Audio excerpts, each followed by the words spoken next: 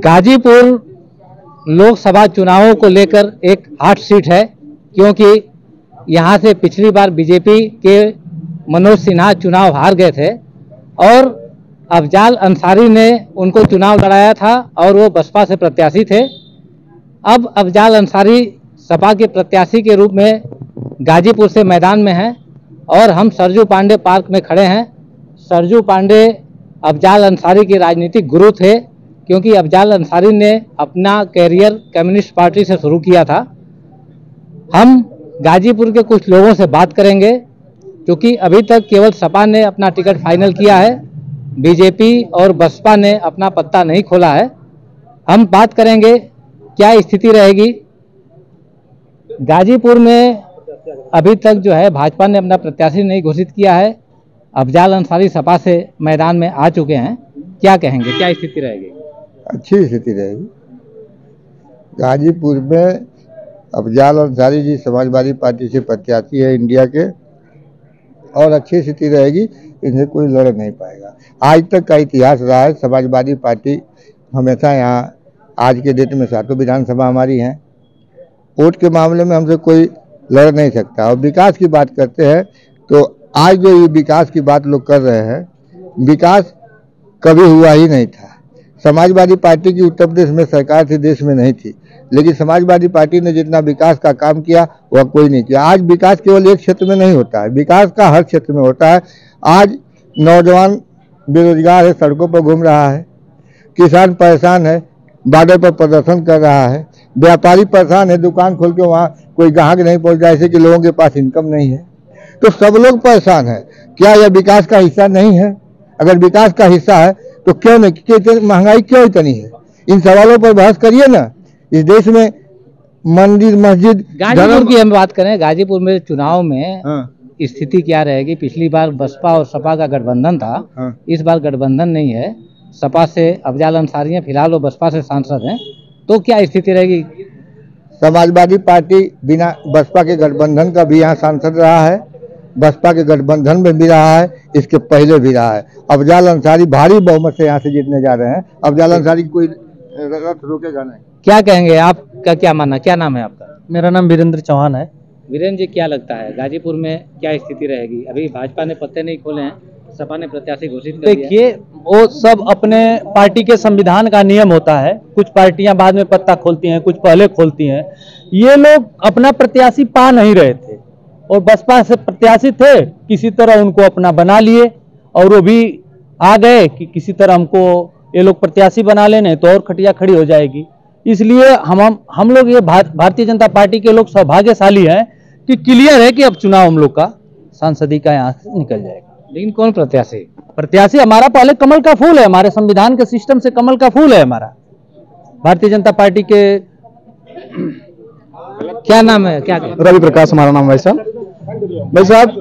प्रत्याशी की बात अभी हो रही थी, तो भारतीय जनता पार्टी में अभी कभी भी प्रत्याशी आगे करके चुनाव नहीं लड़ा जाता है। भारतीय जनता पार्टी हमेशा संगठन के बल पर चुनाव लड़ती है और हमारी संगठनात्मक ढांचा जो है इतनी मजबूत हो चुकी है, उसको हम लोग इतना सुदृढ़ कर चुके हैं कि अगर उस नजरिए से हम लोग देखें तो यहाँ का चुनाव जीत चुके हैं। पहला विषय। दूसरा विषय भी, चाचा इतना बढ़िया भाषण दे रहे थे, अभी हमने देखा वो सपा की बड़ी बड़ाई कर रहे थे।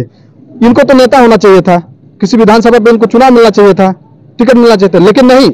अगर किसी अन्य पार्टी की बात की जाए तो विकास उन्होंने सिर्फ उन्हीं का किया जो बदमाश हो, गुंडा हो, माफिया हो, जो भ्रष्टाचारी हो, उनका उन्होंने विकास किया, उनको उन्होंने नेता बनाया। कभी भी जमीन से उठाकर किसी को नेता नहीं बना। भारतीय जनता पार्टी की बात करते हैं, आदरणीय महामहिम माननीय क्या नाम है द्रौपदी मुर्मू जी, कभी कल्पना कोई नहीं कर सकता था कि बनवासी एक क्या नाम है भारत का नेतृत्व करेगी, राष्ट्रपति बनेगी। पुलिस भर्ती परीक्षा निरस्त कर दी गई। आप लोग कड़ाई की बात करते हैं, सख्ती की बात करते हैं, फिर भी निरस्त हो गई, नकल पेपर आउट हो गया, क्या कहें? बहुत अच्छा। लेकिन आपने उसमें ये भी देखा होगा कि निरस्त हो गई तो उसमें सख्ती आज तक किसी भी पार्टी ने, ऐसा तो हुआ नहीं किसी पार्टी में निरस्त ना हुआ हो, किसी पार्टी में पेपर लीक ना हुआ हो। हमारे यहाँ तो ये माना जाएगा कि एक पेपर 2 पेपर में ऐसे देखने को मिलते हैं और अन्य सरकारों में ये देखने को नहीं है। इसका मतलब ये मान के चलिए उनका एक धारा था कि भर्ती निकलेगी और निरस्त होगी, लीक होगी। हाँ, अब आप ये देखिए कि जो भारतीय जनता पार्टी ने किया कि पेपर लीक हुआ है तो जो भी बच्चे उसमें पेपर देने जाएंगे उनके लिए जाने की सुविधा, आने की सुविधा फ्री रहेगी। अभी तक ऐसा कुछ नहीं आया। ये तो माननीय मुख्यमंत्री जी ने ऐसा ऐलान किया भाई साहब। उन्होंने ये कहा कि 6 महीने के अंदर चुनाव होगा, अभी ये ऐलान नहीं हुआ है। नहीं, उन्होंने ये कहा कि अगर चुनाव होता, अगर क्या नाम है, बच्चों का पुनः परीक्षा किया जाता है तो बच्चों के आने जाने की जो खर्चा होगी वो फ्री रहेगी, निःशुल्क रहेगी। उन्होंने ये भी कहा कि अगर जो बच्चे जा रहे हैं उनसे जो शुल्क लिया गया उस शुल्क में वरीयता रहेगी। इस प्रकार से बात आज तक किसी गवर्नमेंट ने, किसी सरकार ने नहीं की है, तो इस पर हम लोगों को मान के चलिए गर्व भी होता है और जनता भी ये जान रही है कि भारतीय जनता पार्टी आएगी तभी हमारा भला है, तभी देश का भला है। क्या कहेंगे गाजीपुर में जो स्थिति है, पिछले चुनाव में हार हुई थी बीजेपी की, इस चुनाव में क्या स्थिति रहने की संभावना है? कि देखिए, यहाँ की जनता अब समझ चुकी है। 5 साल पहले जो हमारे यहाँ से सांसद चुने गए थे, उन्होंने जनता की किसी अपेक्षाओं पे बिल्कुल खरे नहीं उतरे हैं और निश्चित रूप से उन्होंने चुनाव जीतने के बाद ही यह शायद कह दिया था कि हमारे पास सत्ता नहीं है, हमारे पास सरकार नहीं, मैं आप लोगों के लिए कुछ नहीं कर पाऊंगा। तो गाजीपुर जनता भली भांति जानती है कि नरेंद्र मोदी जी की सरकार बन रही है और भारतीय जनता पार्टी का प्रतिनिधि जब यहाँ से जाएगा तो यहाँ चुनाव की जो है विकास की गंगा बहेगी। और अगर देखा जाए 2014 से लेकर के और 2019 का जो विकास का खाता है, वह कहीं न कहीं गाजीपुर के इतिहास में एक स्वर्णिम मतलब जो है काल ऐसा है जो कि लगातार सर्वांगीण विकास की ओर गाजीपुर रहा है, जिसमें अगर हम रेलवे की बात करें, हम 4 लेन 6 लेन सड़कों की बात करें, हम गांव-गांव में बिजली के क्षेत्र में बात करें, हम अगर ये पिछली सरकारों के पास लोहिया आवास और अंबेडकर आवास होते थे, वो भी कुछ सीमित लोगों के लिए होते थे, जबकि हमारी सरकार ने एक निर्णय लिया कि पूरे देश के अंदर ऐसा कोई भी व्यक्ति नहीं बचेगा जिसके ऊपर अपने स्वयं की खुद की छत न हो। क्या लगता है आपका प्रत्याशी विकास को देख के होगा या जातिगत आधार पे होगा? जो जातिगत समीकरण गाजीपुर के, उस आधार पे पार्टी प्रत्याशी देगी या विकास के आधार पर? जी, भारतीय जनता पार्टी सबका साथ, सबका विकास, सबका सम्मान की भावना पे काम करने वाली पार्टी है। आप लोगों ने देखा कि अभी सबसे समाज के सबसे निर्बल वर्ग जो बिल्कुल नेतृत्व विहीन था, बिंदु बिरादरी से हमारी पार्टी ने राज्यसभा सांसद बनाया है, मतलब जो है प्रत्याशी बनाया है, जो संभवतः 27 तारीख को चुनाव जीत भी जाएंगी। तो निश्चित तौर पर हमारी पार्टी जाति को नहीं, विकास को एक मुद्दा बनाई है और गाजीपुर की जनता आज वास्तव में बौखलाहट में है कि जो विकास आने वाली पीढ़ियां कम से कम ये सवाल करेंगे कि आप लोगों ने 2014 से 2019 तक करने वाले विकास पुरुष को क्यों नहीं आप लोगों ने मत दिया, क्यों हराया। तो आइए अब कुछ और लोगों से बात करते हैं कि गाजीपुर में इस बार स्थितियां क्या बन सकती हैं। क्या नाम है आपका? मेरा नाम विभा पाल है। विभा जी, क्या लगता है गाजीपुर में इस बार चुनाव त्रिकोणीय होगा, दो तरफा होगा, किस तरह की संभावना लग रही है? देखिए, सबसे पहले मैं आपके चैनल के माध्यम से बता दूं, चुनाव एक तरफा है।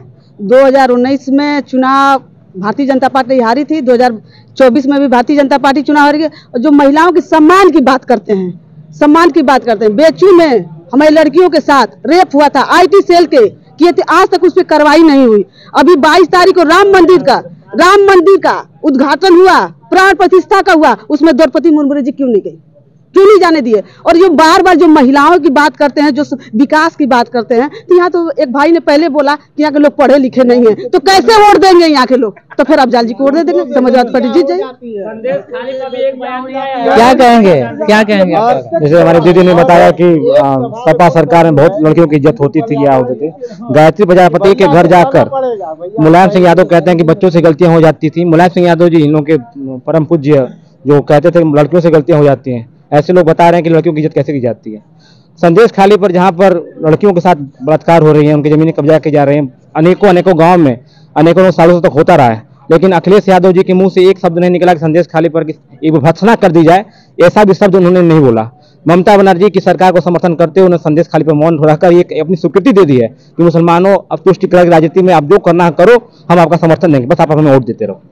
रही बात गाजीपुर की जनता की, तो गाजीपुर में जो पिछले 60 सालों में या 70 सालों में जो सांसद चुने गए, उन्होंने कभी भी ऐसा कोई कार्य नहीं किया जिससे यहाँ पर रोजगार बढ़े। आदरणीय मनोज सिन्हा जी जब यहाँ के सांसद बने और माननीय नरेंद्र मोदी जी केंद्रीय प्रधानमंत्री बने, तो उन्होंने कैसे विकास का खाजा खींचा जाता है, एक सिविल इंजीनियर कैसे तैयार करता है, उन्होंने दिखाया है। उन्होंने इंडस्ट्रियों को बढ़ाने के लिए जब सर्वे शुरू किया तो उन्हें पता चला कि गाजीपुर में किसी प्रकार की कनेक्टिविटी किसी प्रकार की नहीं है जिससे इंडस्ट्रियल कॉरिडोर बनाया जा सके या जो यहाँ का कच्चा माल हो उनको रॉ मटेरियल को दूसरी जगह समय समय भेज सके। एक्सप्रेस वे यहाँ बनाया गया है, 4 लेन सड़कों को जाल बिछा दिया गया है।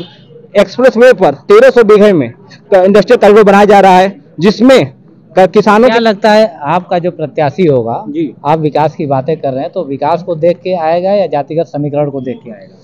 देखिए, हमारी सबसे बड़ी प्रार्थना ये रहती रही है कि हम लोग 100% लाभार्थियों को लेकर चलते हैं। हम ये नहीं कहते कि हमको 51% वोट चाहिए, हम चाहिए कि हमारे जो लाभार्थी हो 100% लोग, किसी भी जाति मधुब हो, किसी पार्टी को समर्थन करते हो, वो हमारी लाभार्थियों की सूची में आते हैं। वो हमें मतलब जिसको आप सरकारी योजनाओं का लाभ देंगे वो आप अपना वोटर मानते हैं, उनको आपको वोट देना चाहिए। हमने 100% दिया है। मैं बता दूं आपको, प्रत्यक्ष रूप से मैं बताऊं तो आवास हो 4 करोड़ आवास हमने दिए हैं, जिनके घर बकते थे उनको पता होगा। ठीक है, क्या कहेंगे, क्या लगता है गाजीपुर में क्या स्थितियाँ है?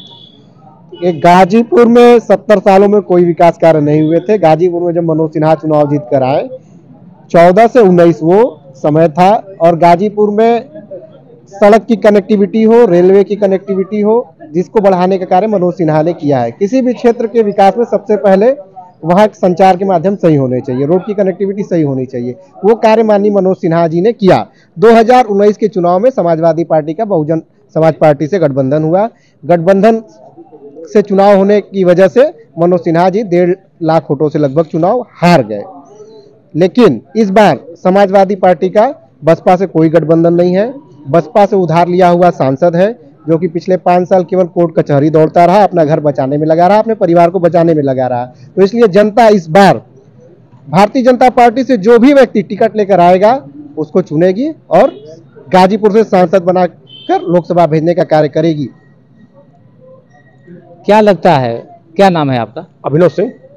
अभिनव जी, क्या लगता है गाजीपुर में पिछले 5 सालों में अफजाल अंसारी जो यहाँ से सांसद थे, उनको सपा ने प्रत्याशी बनाया है, अभी तक बीजेपी और बसपा ने अपने प्रत्याशी नहीं खोले हैं, क्या लगता है क्या स्थिति रहेगी? देखिए, अफजाल अंसारी के प्रत्याशी बनाए जाने से बीजेपी में इतना घबराहट और बेचैनी है कि वहाँ भगदड़ मचने लगा है। कोई टिकट के लिए सामने नहीं आ रहा है, क्योंकि इससे पहले भी अफजाल अंसारी मनोज सिन्हा जी को हराए हैं, फिर मंत्री होते हुए हराए हैं। इसलिए उनकी भी इच्छा नहीं करी चुनाव लड़ने की और उनके सहयोगियों की भी इच्छा नहीं करी चुनाव लड़ने की। तो दिया गाजीपुर में दिया खोजा जा रहा है अफजाल अंसारी के खिलाफ चुनाव लड़ने के लिए, तो मिलने वाला नहीं है। कार्यालय खुला है हमारे घर के बगल में, चूंकि संजोग से कार्यालय भाजपा का केंद्रीय कार्यालय खुला है, जिसमें प्रत्याशी का नामो निशान नहीं है। कार्यालय खुल गया, खोला जा रहा है, कुछ मंगाया जाएगा किराए फिराए पे। क्या कहेंगे आप, क्या नाम है आपका? सत्यदेव जायसवाल। सत्यदेव जी, क्या कहेंगे, गाजीपुर में क्या स्थितियां रहेंगी 2024 के लोकसभा चुनाव? सर, यहाँ तो जाति समीकरण चलता है, ठीक है ना, और हमें पूर्ण विश्वास है कि जो है अफजाल अंसारी जीतेंगे यहाँ पर, क्योंकि मनोज सिन्हा इतना विकास किए थे और 1 लाख वोट से हार गए थे। अब तो भाजपा से इतने लोग नाराज हो चुके हैं कि अभी जो जैसे शिक्षा को लेकर देखिए, बच्चों के साथ जो हुआ है, अभी बच्चों के साथ जो किए हैं लोग, अच्छा किए हैं, किसानों के साथ अच्छा हो रहा है, आम जनता के साथ, व्यापारियों के साथ अच्छा हो रहा है। सर, कई लोग भी, हमको लगता है जैसे कि ये लोग कहते हैं कि 70 वर्ष में, मतलब इन लोग का नाम है कि 70 साल में कुछ हुआ ही नहीं, तो मैं तो लगा 70 साल में कुछ हुआ ही नहीं, तो रोड पे मैं पहले मतलब जो है किचन में चलता था, कुछ छाया था नहीं, ठीक है। तो मैंने भाजपा को वोट दिया हूँ, मैं अपने आप को ठगा महसूस कर रहा हूँ। जैसे कि मोदी जी कहते हैं कि मेरी गारंटी, तो मैं भी अपनी गारंटी के साथ कह रहा हूँ कि मैं बीजेपी को वोट देकर मैं अपने आप को ठगा महसूस कर रहा हूँ, अगली बार उनको वोट नहीं देना है। क्या नाम है आपका? मेरा अभिषेक यादव नाम है। अभिषेक जी, क्या करते हैं? ये बिजनेस करते हैं और सोशल वर्क करते हैं थोड़ा बहुत। क्या कहेंगे गाजीपुर में क्या स्थितियां रहेंगी? पर देखिए, परिवर्तन होना चाहिए। भाजपा सरकार 2014 से परिवर्तन होना चाहिए। 2014 से 2019 हो गया, 10 साल में कुछ ऐसा काम नहीं हुआ है जिससे कि कुछ कहा जाए। कोई इंडस्ट्री नहीं लगी है, बेरोजगारी दिन पर दिन बढ़ गया है। आप देख ही रहे हैं, पुलिस का वो पेपर हुआ है, फिर लीक हो गया, फिर पेपर रद्द हो गया, तो लड़के बहुत परेशान हैं। 40 लाख लड़के फॉर्म भर रहे हैं, फिर वो हो जा रहा है, 500 रुपया फॉर्म का लग रहा है, तो समान आदमी नहीं कर पाया, तो परिवर्तन होना चाहिए। क्या कहेंगे, आपको क्या लगता है गाजीपुर में चुनाव में स्थितियां क्या रहने वाली है? देखिए, गाजीपुर में चुनाव की स्थितियां यही है कि गाजीपुर में कमल खिलने वाला है, क्योंकि गाजीपुर की जनता, जिसको सपा बसपा के लोगों ने गुमराह करके जो विकास कार्य कर रहा था 2014 से 2019 तक, जो विकास कार्य हुआ, अभूतपूर्व विकास कार्य हुआ था, और लेकिन सपा बसपा के लोगों ने गुमराह करके यहाँ की भोली भाली जनता को गुमराह कर दिया, जिससे उन्होंने गलत निर्णय लेकर एक ऐसे प्रत्याशी को चुनाव कर दिया जिससे गाजीपुर का विकास कार्य ठप हो गया। गाजीपुर की जनता बहुत बेसब्री से इंतजार कर रही है कि जल्दी से चुनाव की तिथियां घोषित हो और जल्द से जल्द चुनाव हो, ताकि हम 2019 में जो गलतियां किए उस पर सुधार करके एक योग्य उम्मीदवार का चयन कर प्रधानमंत्री नरेंद्र मोदी जी को गाजीपुर से एक प्रतिनिधि भेजे, ताकि विकास कार्य पुनः शुरू हो सके। तो हमारे साथ थे गाजीपुर के लोग, जिन्होंने अपनी राय रखी। सबके अपने अपने दावे हैं। भाई साहब कुछ और कहना चाहते हैं, बात कर लें। बस अभी जैसे डिबेट में भाई साहब ने हमारे पूर्व जो बोले हैं सपा की तरफ से, उन्होंने प्रत्याशी की बात की है। अब मान के चलिए कि प्रत्याशी अभी भारतीय जनता पार्टी का क्लियर नहीं हुआ, उन्होंने ऐसा कहा, क्योंकि उनको भारतीय जनता पार्टी के रीत नीति के बारे में पता नहीं है, क्योंकि प्रत्याशी वो एकदम आखिरी में ही उतारती है। रह गई बात अगर इनकी, तो इनके पास वही एक प्रत्याशी था, वो भी बसपा में था, और जो अभी भी बसपा में ही है उसको प्रत्याशी घोषित किए, और वो भी किस परिवार से रहा है जिसके पीछे मान के चलिए लाखों क्राइम के केवल केस रहे हैं। उनके भाई का ले लिया जाए, उनके परिवार का ले लिया जाए, उस क्षेत्र में उन्होंने जो माहौल बनाया, जो खौफ बनाया जनता के बीच में, गरीब जनता को लूट करके, परेशान करके, मार करके, उस व्यक्ति को ला करके पुनः प्रत्याशी। इनको तनिक भी डर नहीं है, इनको समाज से कोई मतलब नहीं, समाज की कोई चिंता नहीं है, इनको अपनी कुर्सी और अपना पोषण कैसे हो इस पे काम करना है, इसीलिए ऐसे प्रत्याशी को ढूंढ कर लाते हैं। भाई साहब ये प्रत्याशी का क्या बात करेंगे, बस इतना कहना था भाई साहब। तो आइए हमारे साथ कुछ और लोग उनसे बात कर लेते हैं। भाई साहब मेरा नाम गुलाब बिंद है। सर बताइए क्या बात। गाजीपुर लोकसभा चुनाव में क्या स्थिति रहेगी, क्या गाजीपुर लोकसभा चुनाव में निश्चित रूप से 5 साल तक जो गाजीपुर की जनता ने वोट दिया था वर्तमान सांसद को, वो अपने आप को ठगा महसूस कर रही है। अगर जाति समीकरण की बात करें, जाति समीकरण में बसपा सपा गठबंधन में वो अफजाल अंसारी यहाँ सांसद तो हो गए, लेकिन अगर विकास के मुद्दे पे बात किया जाए तो जितना पिछले 5 साल के कार्यकालों में माननीय मनोज सिन्हा जी ने जो विकास किया है गाजीपुर में, अब तक पीछे भी चले जाएंगे आप देखेंगे रिकॉर्ड, तो उतना विकास अब तक नहीं हुआ है। हमारे साथ कुछ और लोग हैं, उनसे भी बात करेंगे। क्या नाम है आपका? अजय श्रीवास्तव। अजय जी, गाजीपुर से 2024 के लोकसभा चुनाव में आप इतने दिन से गाजीपुर में हैं, क्या लगता है क्या स्थितियां हो सकती है? इस बार तो बड़ा क्लियर कट नजर आ रहा है कि गठबंधन जीतने जा रहा। तो गठबंधन से अफजाल अंसारी प्रत्याशी हैं, इंडिया गठबंधन से। जी जी। पिछली बार बसपा और सपा के गठबंधन से थे, तो क्या असर पड़ेगा? पिछली बार उन्होंने 1.5 लाख के अंतर से हराया था, जिनको कई उनके पार्टी के विधायक थे यहाँ पे गाजीपुर में, और बड़ा लोग उनके कहते थे कि काफी विकास किया है, तब वो 1.5 लाख से चुनाव हारे थे। इस बार तो 5 साल से उनका पता ही नहीं चल रहा, तो अब क्या इससे तो भगवान मालिक है। तो हमारे साथ थे गाजीपुर के लोग। बता दें गाजीपुर में कुल 7 विधानसभा सीटें हैं, जिनमें 5 पे समाजवादी पार्टी का कब्जा है और 2 सीटों पे सुभाषपा का कब्जा है, और 5 विधानसभा सीटें गाजीपुर की लोकसभा में आती हैं, और गाजीपुर की 2 विधानसभा सीटें बलिया लोकसभा में आती हैं। गाजीपुर से आशुतोष त्रिपाठी, भारत समाचार, सत्यमेव जयते।